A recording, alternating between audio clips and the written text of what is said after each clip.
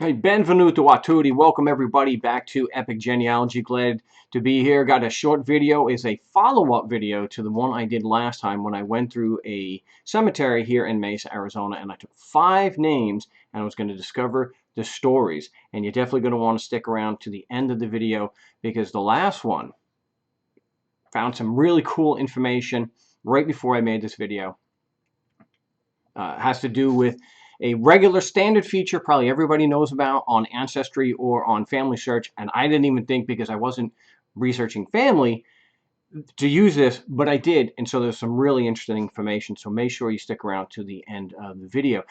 But before I get into it, make sure to please like, comment, and subscribe to Epic Genealogy, and leave a comment if you liked the video, if there's other things you would, other topics you would like me to discuss. So the first one is Sebastiana Maldonado. I was looking for somebody who may have been Italiano, Siciliano. Turns out she's not, which is fine. But remember, non deve essere siciliano. Mai aiuta. You don't have to be Sicilian, but it helps. So Sebastiano was actually born in Mexico. That wasn't on, obviously, it wasn't until I went and started doing some research that I saw that she was actually from Mexico. I did find some information. You can see here, our daughter Mary. I have another picture I'll get to. They do have the death date and year correct, but she was not 67 to 78. 67 to 68. She was about 16 years older than that. So if we see here, I did find her death certificate. So the death certificate does have her date of birth, and I'm going to go by the death certificate rather than whoever did the headstone. January 30th, 1870 shows she was 84 years old. She was Mexican, born in Mexico, and a U.S. citizen, although I was not able to find any of the citizen, I was not able to find a petition for naturalization. I couldn't find any of that. Very, very limited information.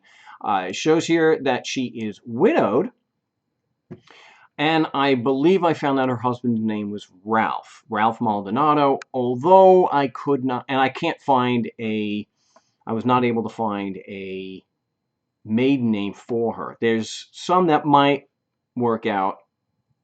This could be a marriage record. I don't know. It's just I don't have enough information to know.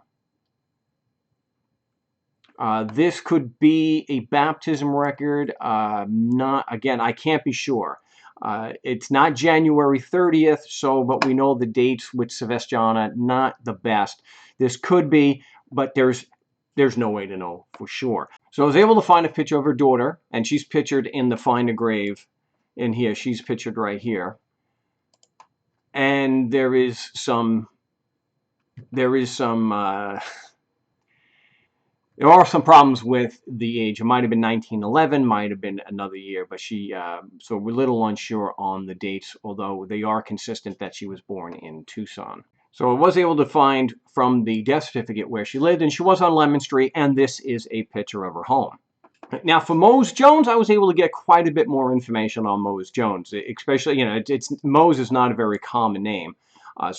He was what I mentioned. He is the World War I vet. Very cool. So for Mose Jones, being that it's not a very common name, I was able to actually find a lot of information on him, and somebody does have the information on Ancestry, which really helps. So his father is a Henry Kemp Jones. His mother is a Sarah Dameron.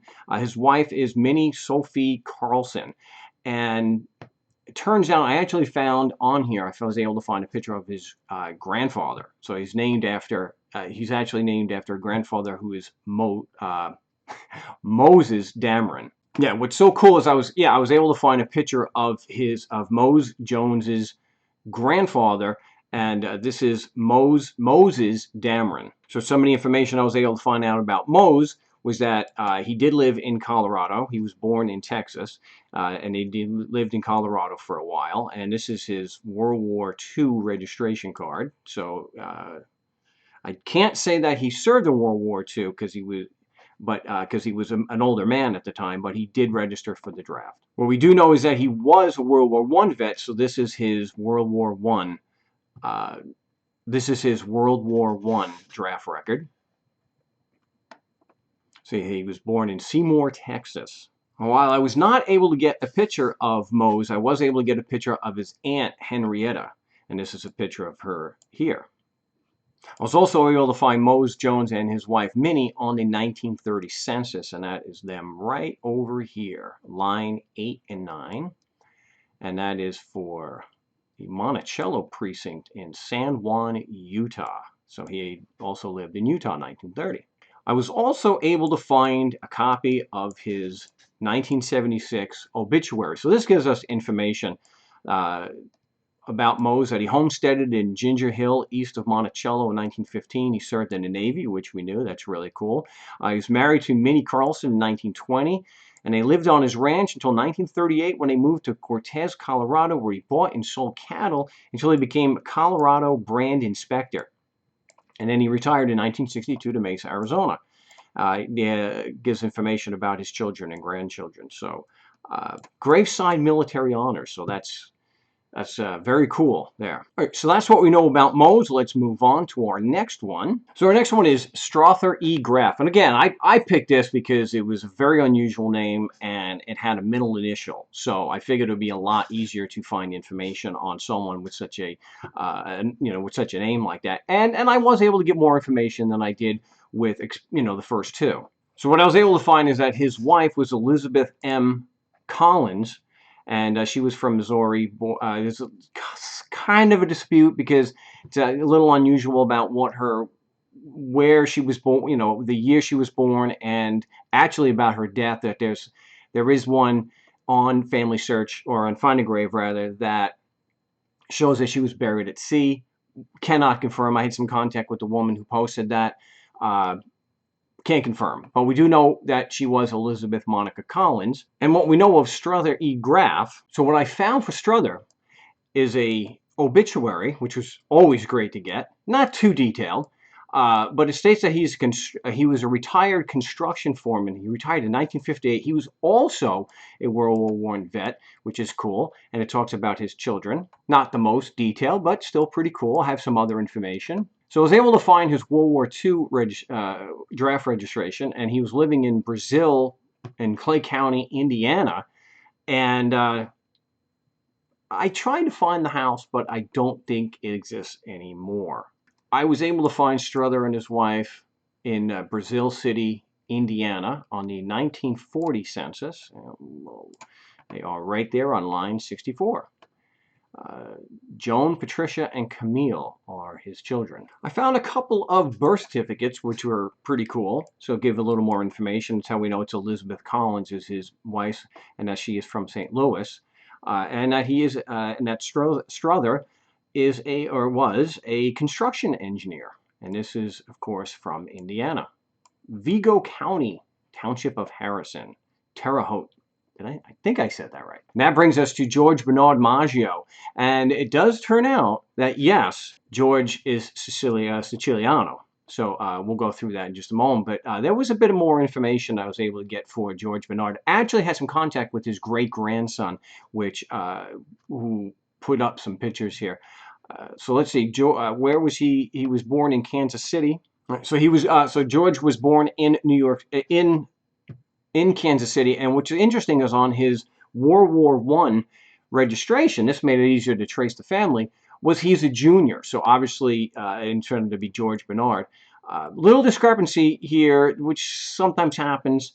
It's down as 1891. That's not when he was born. Most of the records are correct that it's 1894. Why it's off on this one, I don't know. He would have still been over 18 years old at the beginning of the war, so he's not lying about his age to be able to get in. But who knows? So I was able to trace this. It was a little unusual because his family came from Sicily a lot sooner. His family came over from Sicily a lot sooner than a lot of Sicilians did. It was very early. So I was able to find his marriage license, which is really cool. So his wife was Maddie Wilson. Really cool. Unfortunately, unlike a lot of marriage records, it did not have his father's name on it. So it took a little more digging to find it. But this is Jackson County, Missouri, Kansas City, and it is June of 1913. Is the 18th of June 1913 when George Maggio Jr. married Maddie Wilson. So I found George and Maddie on the 1920 census, and this is for Arizona, so they're actually out in Arizona. And what's interesting is if you go down here, hopefully we can all see this. I'll blow that up a little. So if you go down here and you follow, it gives more information. It gives where your parents are from. And so here I'm thinking Sicilian, and he's born in Missouri. Okay, a lot of Sicilians did go to St. Louis in Missouri, but his parents were both born in Kentucky. So this seemed a little bit odd. It was and his wife is from Iowa. Her parents are from Canada and Illinois. I did notice he continued the tradition with the Bernard, named after his grandfather. So I was able to find the 1880 census for Kentucky, and it had the Maggios on it. And I guess I just misspelled Bernard. This is our Bernard Jr.'s father. So it has him down as a fruit dealer, and he's from Sicilia.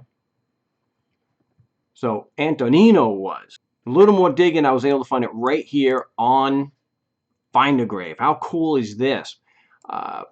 Private Antonino Maggio, born approximately 1838 in Messina, Sicilia, died in Kentucky. So Messina. So we did have Siciliano. Maggio did turn out to be Sicilian. So this is the headstone. Turns out he was in the Civil War. So pretty cool there. So that was information just on Find a Grave. So a little more information on George. His World War II draft registration, where he is living in Kansas still. And based on information from the census, I was able to go to Zillow and get a picture of the Maggio home. This is in Kansas City, Missouri. And one last bit of information I have for George Bernard Maggio's grandfather, Antonino Maggio. I was able to find a passport application. And so this is in New Orleans. His birthday is given different as the 16th day of March, 1835. He's naturalized and, as a citizen. It says Palermo, which kind of conflicts with the Find a Grave, so who knows? He might actually. I'm more inclined to go based off of this, that he was from Palermo, but yeah, I'm more inclined to go based on this, that he knew where he was from, but that it was from, I can't necessarily make that out. But yeah, might be even more cool that we got somebody from Palermo, which is right near Gardini, Sicilia. Yeah, what's unfortunate is back then they did not put pictures on them, which is kind of understandable. Would have been nice to have been able to get a picture. But what I was able to also find was George Bernard Jr.'s grandson, George Bernard Maggio, and he died. This is fairly tragic. He died 90. He wasn't even 40 years old, and he's in California. I did have some contact with the grandson. He did not know anything about the family, didn't know where in Sicily or that they were from Sicily, but he did give me some cool information regarding the family. Not that George Bernard did this, but one of the brothers did, that they started Maggio Carrots. And this is one of the grandchildren, Carl Sam Maggio. And so this is something that I had found out also. I'm going to have to blow this up in the editing, but Maggio carrots harvested from December through May in Holtville. I had not known. I thought that was pretty cool. So his family was a big player in the California agricultural world. So yeah, Maggio carrots, by way of the Maggio family from Sicilia. We don't know if it's Palermo or Messina, but either way, I got familiar from both. Yeah, that brings me to the last one, the fifth one. Earl Schwendeman. I like the name, and that's why I picked it. And he had a nice long life, 1902 to 1999.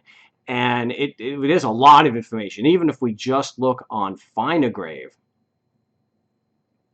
we've got his parents, we've got his spouses, and we've got siblings. So we got a lot of information. So I will say that when you're doing something like this, it does help. Just go to not only find a grave, but you can look them up on Ancestry and you can look them up on Family Search. So there was a lot of information on Earl Schwendeman, and I've got pictures. So we've got his exact birth and death date.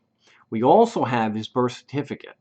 There's a lot of sources in here. So I was able to find his birth certificate, and he was born in Idaho and in Teton. And he was born at home. And his father is Earl Schwendeman, and his mother is Frances Matilda Graham, and she is from Mendon, Utah. She was a beautician. A lot of information on some of these. His father is Samuel Schwendeman, and he was born in Bern, Switzerland, and he is a farmer, which is not out of the ordinary for 1902 in Idaho. Earl was the one that I actually have pictures of, which is really cool. So this is a picture of Earl.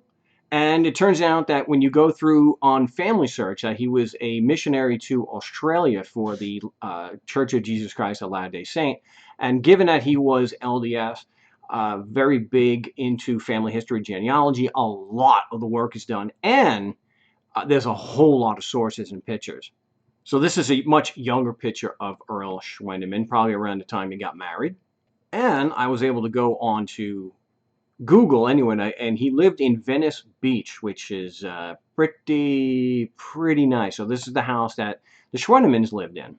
Okay, so if we see here, we have pictures. They actually have pictures. This is so cool. Pictures of Samuel Schwendeman and Frances Matilda Graham, and they were married 6th of March of 1901.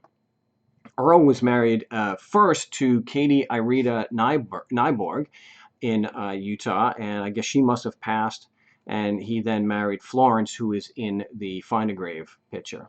Where is that? Yes, Florence. What is really cool about finding all this information about Earl Schwendeman is that if you go to this button right here, View My Relationship. Again, I didn't think to even do this on anybody else. Just for whatever reason, that might be interesting. So I click on that, and this is what I get. Earl Schwendeman, that's his mother. And through his mother, you can see 10th cousins, but let's see how that works out. This all goes through my Mayo line in Thomaston, Maine, by the way. So we go back and back and back and look. If you don't recognize these names, I don't blame you, but this is really cool. I know 10th cousin once removed is basically not even related. I get it. That's pretty distant. But the connection here is pretty interesting, and I thought it was really cool. John Alden and Priscilla Mullins are two people that were on the Mayflower. So Priscilla Mullins was, I forget her father's name. Well, I guess I could just look it up. Well, Priscilla Mullins was actually one of the Pilgrims. John Alden was not a member of the Pilgrims. John Alden was just someone who worked on a ship on the voyage over and decided to stay. I guess, seeing Priscilla there, she must have been, but they wound up getting married. And two of their daughters are Ruth Alden and Elizabeth Alden. And I happen to be through Ruth Alden, and Earl Schwendeman is through his maternal side, is through the sister Elizabeth. I thought that was really cool. Again, 10th cousin, but we do have common great-great-grandparents back far enough, and so we do have the connection with the Mayflower. I thought that was really cool. Hey, so those are some of the stories some of the 5 stories that I was able to discover going out to the Mesa Cemetery. Nothing mind-blowing, but it is pretty cool to have a Mayflower connection with Earl Schwendeman. And I didn't spend that much time. You don't have to spend that much time. You do luck out sometimes where they're on Family Search or they're on Ancestry. But that's pretty cool, I'm going to have to do this again and see if we can get closer to 10th cousin. That would be really cool. So that's this video. 5 stories that I found in the Mesa Cemetery. And a really cool connection with the Mayflower with somebody. Didn't expect that. If you like the video, definitely like it. And comment, subscribe, and leave in the comments if there are other videos, other topics that you would like to see me do here on Epic Genealogy. And till next time. Salud.